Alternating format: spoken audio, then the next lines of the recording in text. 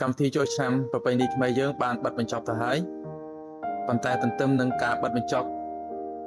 ប្រពៃណីចូលឆ្នាំរបស់ខ្មែរយើងក៏មានបញ្ហាខ្លះៗដែលយើងកែលម្អនៅក្នុងសង្គមនិងនៅក្នុងរាជធានីភ្នំពេញវាអត់ជាបញ្ហាអីធំដុំប៉ុន្មានទេបងប្អូនបានចូលរួមនៅក្នុងកម្មវិធីនឹងសប្បាយទាំងអស់គ្នាសប្បាយកកទាំងអស់គ្នាប៉ុន្តែមានរឿងអវិជ្ជមានមួយដែលយើងគួរតែគឺយើងកែលម្អដូចបងប្អូនបានដឹងហើយអ្នកផ្ញើម៉ូតូនៅក្រាស់ម៉ូតូដូចនៅខាងទួលកំពូលកាលពីថ្ងៃទី1ទីអីចឹងមានបាត់ម៉ាញ៉ូតូបាត់ម៉ូស៊ីរបស់ម៉ូតូនឹងក៏ជាលក្ខណៈមួយដែលយើងគួរគិតថាហេតុអ្វីអ្នកទទួលបញ្ញាម៉ូតូទាំងនោះមិនទទួលខុសត្រូវឬក៏យ៉ាងណាខ្ញុំអត់ដឹងទេប៉ុន្តែវាមិនគួរឲ្យកើតមានទេព្រោះដោយសារតែកន្លែងទាំងនោះមានអ្នកមើលថែហើយមានអ្នកដាក់សម្បត្តិនៅខាងវត្តភ្នំយ៉ាងដែរមានកាច់យកម៉ាញ៉ូតូហើយនឹងក្បាលម៉ូស៊ីម៉ូតូបងប្អូនអានឹងជារឿងអវិជ្ជមានដែលយើងមិនគួរឲ្យកើតមានទេកន្លែងដែលទទួលផ្ញើរបស់របរម៉ូតូជាដើមរបស់បងប្អូនយើងដែលមកពីទីជិតទីឆ្ងាយចូលរួមក្នុងកម្មវិធីក្នុងរាជធានីភ្នំពេញបាននៅរឿងមួយហើយរឿងមួយដែលគួរឲ្យសោកស្ដាយបំផុតនោះគឺបងប្អូនយុវជនចំនួន Gen Z មួយក្រុមដោយបងប្អូនបានឃើញនៅក្នុងសារព័ត៌មានហើយរឿងហ្នឹងគឺមិនគួរឲ្យកើតមានទេហើយមិនគួរឲ្យកើតមានបន្តទៅទៀតទេនៅក្នុងសង្គមខ្មែរយើងគឺបងប្អូនដេញគ្រប់ដេញវាយនៅឡានមួយគ្រឿងដែលពួកគាត់ចោទថាបានបុកគេឲ្យរត់គេចបងប្អូនចំនួន Gen Z បងប្អូនគួរតែរៀនយល់អំពីសង្គមនេះបានច្រើនទោះបីសង្គមនេះយ៉ាងណាក៏ដោយក៏បងប្អូនត្រូវតែទទួលស្គាល់ថាបងប្អូនមិនមែនជាសមត្ថកិច្ចឬក៏មិនមែនជាមន្ត្រីតុលាការទេបងប្អូនមិនអាចកាត់ទោសនរណាឬក៏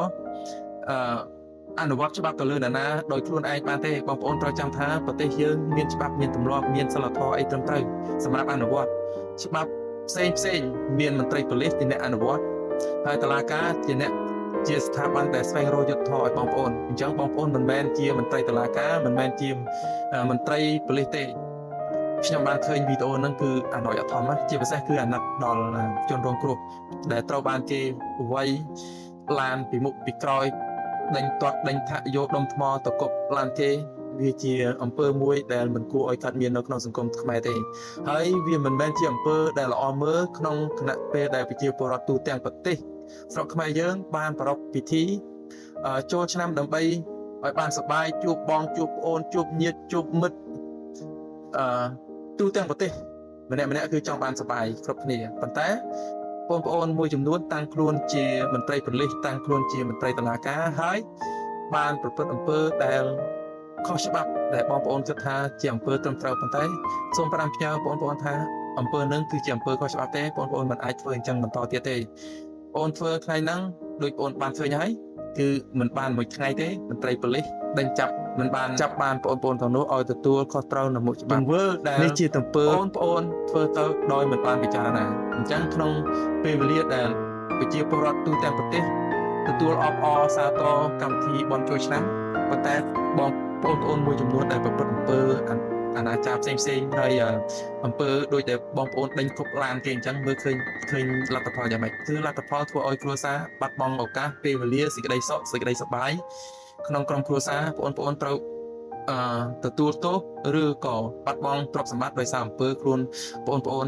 សម័យតែតាមបងគិតទៅគឺប្រហែលជា Gen Z អាយុ18 19ឆ្នាំនឹងគឺពេញវ័យដែលបងប្អូនត្រូវការសិក្សារៀនសូត្រដើម្បី